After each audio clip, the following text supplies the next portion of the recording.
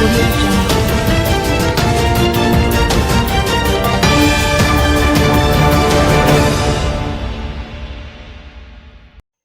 8-year-old boy dies in suspected drowning in Hanover. An 8-year-old boy is believed to have drowned in a river in Hanover on Sunday. Reports are that about 11 a.m. on Sunday, the child who was swimming with his father in the waterway in the Mount Peace district got into difficulties after slipping into a deep section of the river. His father, it is said, tried vigilantly to retrieve him, but his efforts proved futile. The Lucy's Fire Department was contacted and responded with a team which included trained swiftwater rescue personnel along with emergency medical technicians. They, along with divers from the community who assisted, managed to pull the boy's body from the river, and he was transported to hospital where he was later pronounced dead. PNP considering legal action against Dennis' appointment to FID, stated Campbell. General Secretary of the opposition People's National Party (PNP), Dr. Dayton Campbell, says the party is considering taking legal action against the appointment of Dennis as Chief Technical Director of the Financial Investigations Division. We are also checking with our good lawyers who beat them every time in court. If we should take this matter to court, and I hear the man who called the election in the middle of COVID 6 months earlier saying no, that he's not ready. He can run, but he cannot hide. Call the election and let us restore dignity to Jamaica, Campbell said as he addressed party supporters on Monday at a protest at the National Hero Circle in Kingston. The opposition is calling for the government to rescind Dennis' appointment to the Fed, which it noted raises concern about conflict of interest with the Fed currently investigating Prime Minister Andrew Holness for illicit enrichment. Would they have changed the requirements to give him the job if he had said that Andrew Holness is guilty of something? It is about time that we show that the power of the people is greater than the people in power. It is about time that we put the people first. We have had enough of a government who for 10 years look out for themselves, but now come and tell you that you are to choose them to go again, Campbell stated. We have had enough of the government that gave them 300% increase and give the people 20% increase. We have had enough of this Prime Minister, under whose watch we have seen the most murder than any other Prime Minister in the history of the country, he continued, adding, the time now for us to put the people first and to put dignity back to Jamaica House. It is time for us to restore Jamaica's good name locally, regionally, and internationally.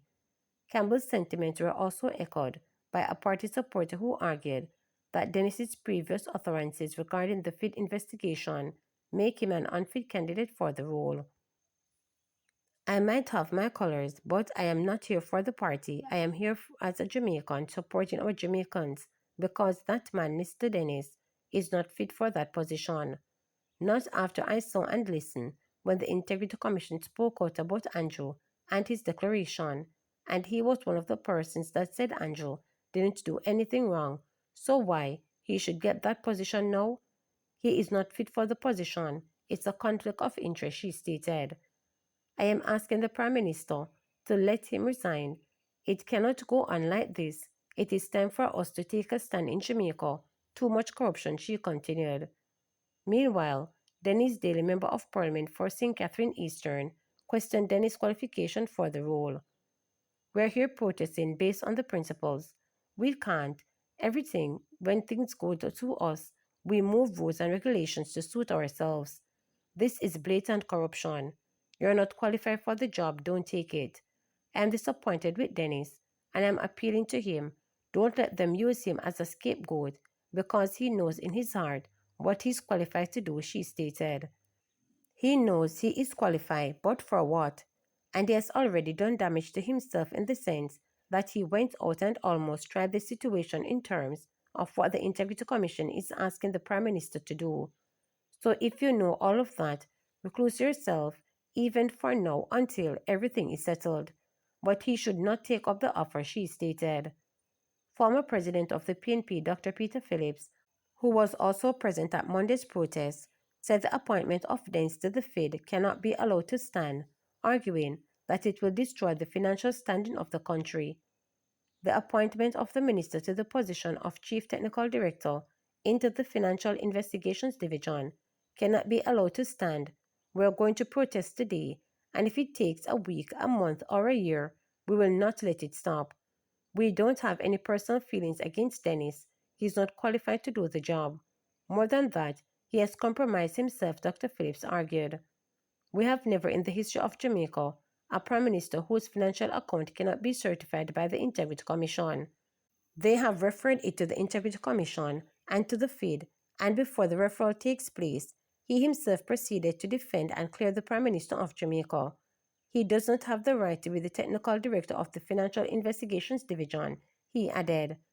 Dr. Phillips continued, we have to understand that what he is doing, what the Prime Minister is doing by appointing an unqualified person, is destroying the foundations of the financial standing of Jamaica that we have all worked for through these many, many years. Our banks have long been at risk in having relations with our banks overseas. They have been locked out of what you call the status of corresponding banks. The appointment of Dennis is going to make it even harder because overseas banks want to know that you have a good financial security system in a country that they are going to go in. Jamaica has been trying for a long time to develop Jamaica as an international financial center. If you appoint Dennis, you can kiss goodbye. It is dead.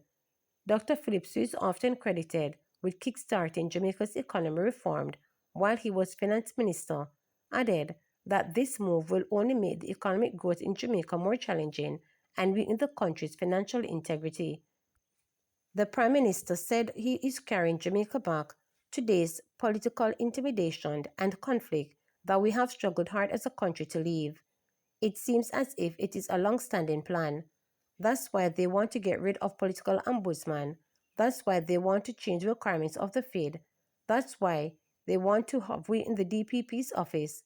That's why he's telling us that he wanted a Chief Justice to serve probation.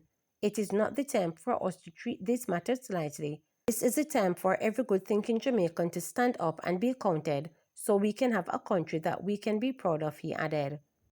Phillips raises questions about government's rural school bus program.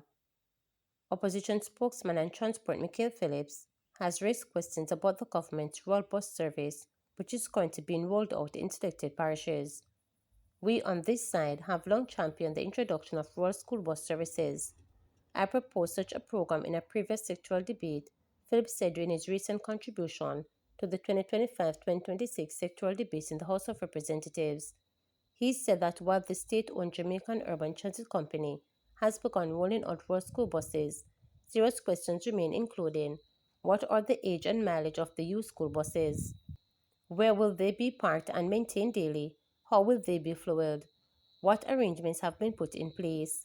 Who will operate the buses? And what structure has been established? What is the cost of the subsidies? According to Phillips, the lack of infrastructure makes this program unsustainable in its current form. He said the opposition People's National Party is proposing the right program, Rural Initiative for Delivering Education, a partnership with private operators with subsidized transportation for 20,000 schoolchildren island-wide compared to the 4,000 proposed in the government's plan. This plan will focus on children who must take more than one transportation to get to school, impacting those families more. It is not only from town centers to town centers, it will also be from those faraway communities, which most likely do not have any official routes, Philip outlined. Man who escaped from Barnett Street police lockup charge. A 43-year-old man who escaped from the Barnett Street police lockup in St. James last December has been charged after being recaptured in St. Anne. Maricel Nevis of Greens, Paradise Norwood, St. James, was apprehended by police in Ochoa, St. Anne, around 10 a.m. on Thursday, May 29, after he was spotted in a section of the community.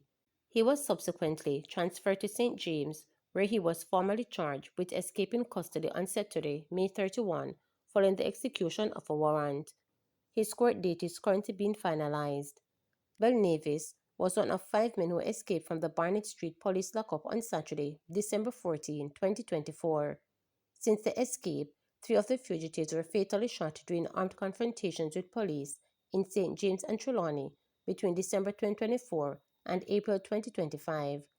The fourth escapee was recaptured in Spot Valley, St. James, a day after the breakout. To subscribe, like, share, and click the notification bell for daily updates.